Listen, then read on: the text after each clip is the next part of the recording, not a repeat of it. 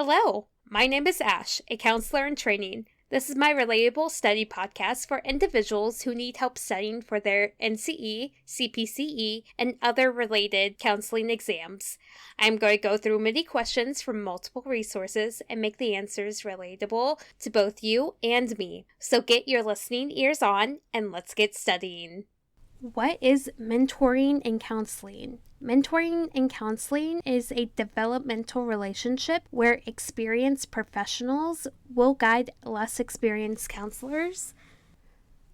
The best way I can understand mentoring and counseling is when I was back in high school, I would mentor incoming freshmen when I was a junior and senior and making sure they had a friend in higher grades and give them information about what's coming up for them and being able to provide support when needed. So applying this mentorship to counseling, it would be the same thing, but in a different setting.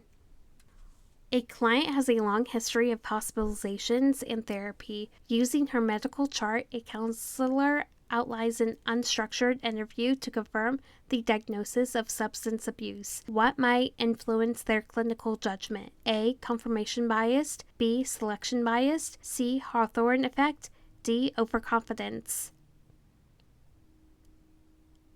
The answer is A. Confirmation bias might influence a counselor's clinical judgment. Confirmation bias is when a person proceeding to find information that they are looking for that is often interpreted through previous information.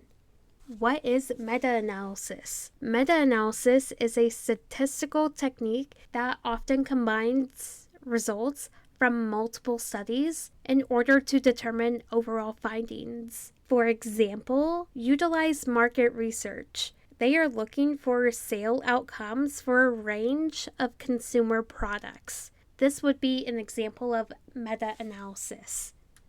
Fights between subgroups and members showing rebellion against the leader generally occurs in A. the second stage known as the control or the transition stage, B. the first stage known as the orientation or formation stage, C. the separation stages, D. the intimacy stages.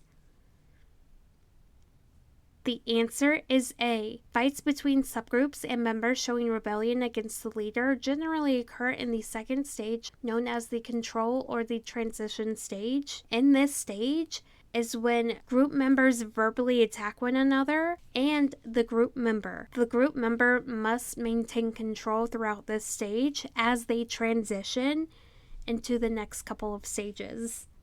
What is metacognition? Metacognition is the awareness and regulation of one's own learning processes and thinking. Some examples of metacognition is goal setting, planning and organization, concentration, self-reflection, and problem solving. That is all 5 questions for this episode. Thank you for listening. Keep calm and study on.